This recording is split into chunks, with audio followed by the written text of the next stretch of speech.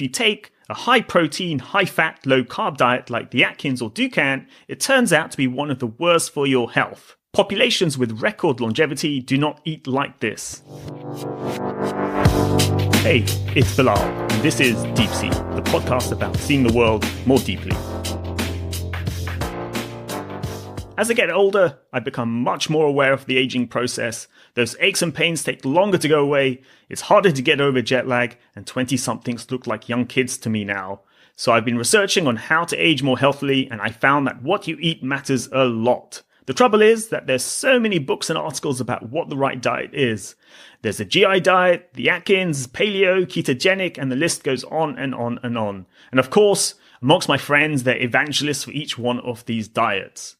What's helped me go through this jungle of diets is the work of Professor Valter Longo. He's an expert on aging at the University of Southern California, Davis School of Gerontology. His work focuses on diets that can help you live longer and healthier. And many of the diets, like the Atkins or Paleo, are actually geared much more towards weight loss and getting six-packs rather than extending your life. And his work is summarized in his book, The Longevity Diet. His approach is based on 5 pillars. The first one is juvenology, which is understanding how nutrients such as protein and sugars work at the cellular level. This is where mice studies often come into the equation. The second is epidemiology, which is the study of the causes and risk factors for diseases in larger populations. So the theories from juvenology can be assessed in the real world. Then, number 3, there's the clinical studies, which is to take the ideas from juvenology and epidemiology and test them in randomized clinical trials on people. The fourth pillar is centenarian studies, which are studies of populations with large numbers of people who live to over 100 years old to assess the long-term impacts of different styles of living. So these are places like Okinawa, which is quite famous for its very elderly population, Loma Linda in California, Sardinia in Italy, Costa Rica, and Greece. Finally, the fifth pillar he uses is studies of complex systems, which is to look at the body in a holistic fashion. He finds that many diets are based on 1 or 2 of these pillars, but rarely all 5. So if you take a high protein, high fat, low carb diet like the Atkins or Dukan, it turns out to be one of the worst for your health. Populations with record longevity do not eat like this. In fact, laboratory studies find that high protein and high saturated fat intake are associated with aging and disease. So, what is the optimal for living longer? And here's what he finds. First, eat a mostly vegan diet with some fish 2 or 3 times a week. So that means less dairy, less meat, and more vegetables, berries, legumes, and nuts. Second, consume low but sufficient proteins. He estimates that you should consume around 0.3 to 0.4 grams of protein per pound of body weight per day. So if you weigh 150 pounds, which is 70 kilos or 11 stones, that would mean around 52 grams of protein per day. So I've worked out that 52 grams is roughly the amount of protein you find in a small steak. However, he says that the diet should be low in animal proteins and high in vegetable proteins, such as soybeans, edamame, lentils, and broccoli. He also says that your protein intake should increase after the age of 65, as that's the phase of your life where you tend to start to lose weight and muscle.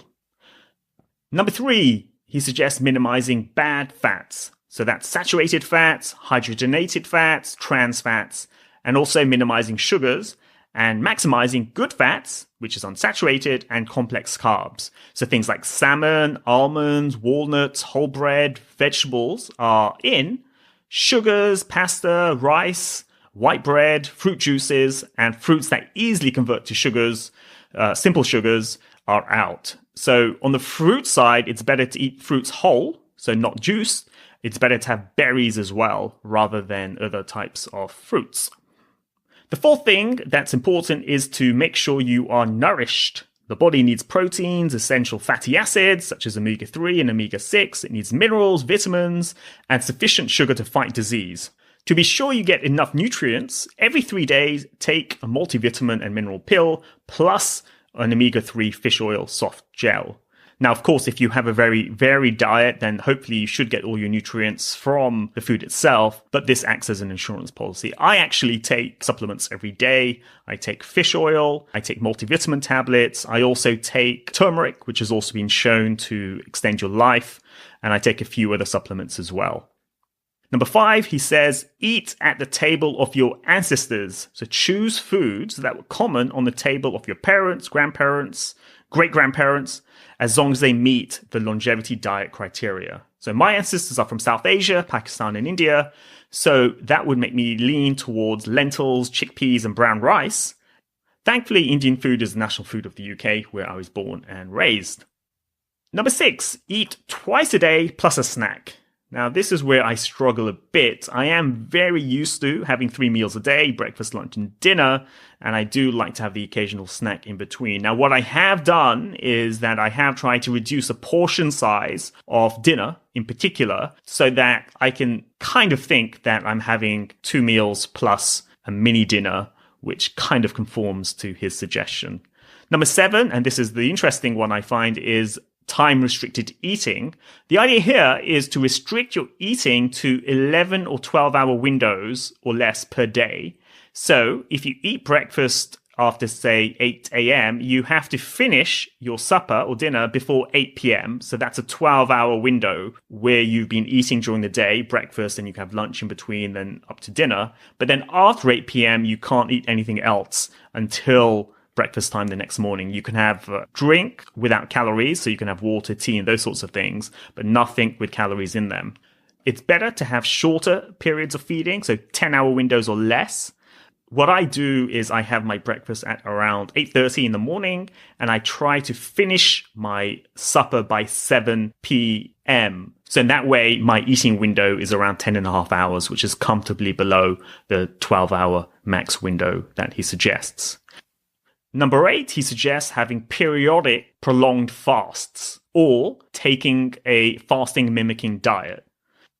Ideally, this would mean 1 or 2 5-day stints every year of water-only fasts. The problem with this is that you'd probably have to do this in clinical conditions.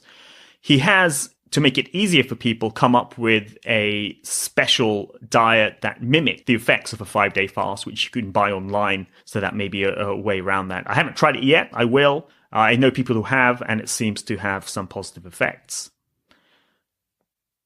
In terms of weight, he suggests that you maintain a waist circumference of less than 35.5 inches, or ideally 33 inches for a man, and less than 29.5 inches, or ideally 27 inches for a woman.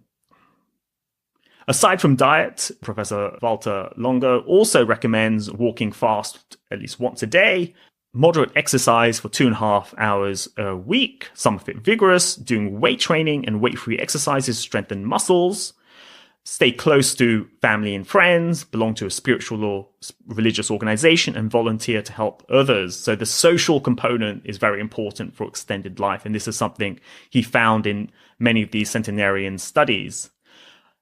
As for me, I've generally been following his approach for a few years now, and I think it does work. I've lost a bit of weight, gained a bit of muscle, but most importantly, I found that I'm much less likely to get sick. It seemed my immune system is much more robust than before. So I'd suggest give it a try.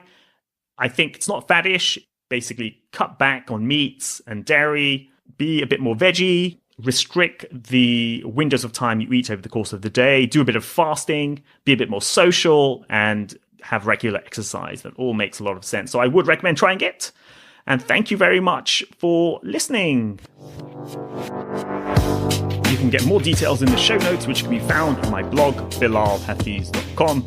Please tell a friend about the podcast, leave a rating on iTunes, Stitcher, and Spotify, or wherever you go for your podcast.